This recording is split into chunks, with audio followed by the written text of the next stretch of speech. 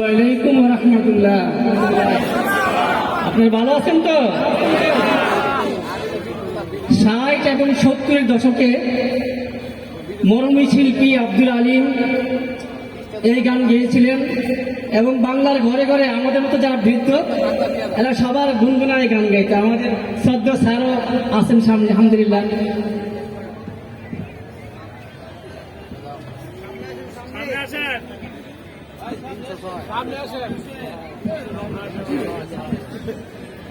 পরের জায়গা পরের জমি ঘর বানাইয়া আমি রই, আমি তো সেই ঘরের মালিক নই।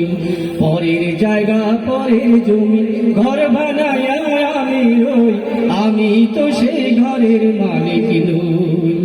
আমি তো সেই ঘরের মালিক নই।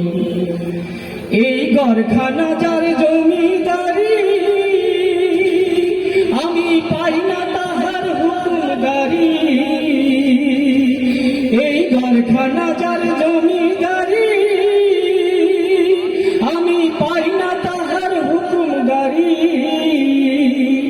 আমি পাই না জমিদারের দেখা, আমি পাই না জমিদারের দেখা। মনের দুঃখ কারে কই, আমি মনের দুঃখ কারে কই।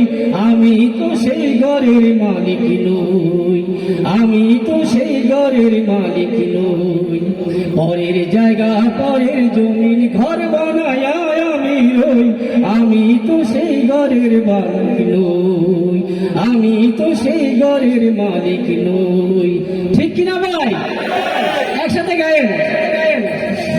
জমিদারের ইচ্ছা মতো দেই না জমি চাষ, তাই তো ফসল ফলে না রে দুঃখ 12 মাস। জমিদারের ইচ্ছা মতো দেই না জমি চাষ, তাই তো ফসল ফলে না রে দুঃখ 12 মাস। আমি খাজনা পাতি সবই দিলাম, তবু জমিন আমার হয় যে নিলাম। আমি খাজনা পাতি সবই দিলাম, তবু জমিন আমার হয় যে নিলাম। আমি চলি যে তার মন জোগায়া, চলি যে তার মন জোগায়া। দাখিলা মিলে না সই, আমার দাখিলা মিলে না সই। আমি তো সেই ঘরের মালিক নই। পরের জায়গা পরের জমি ঘর বানায়া আমি রই, আমি তো সেই ঘরের মালিক নই। আমি তো সেই ঘরের মালিক নই। আমি তো সেই ঘরের মালিক নই।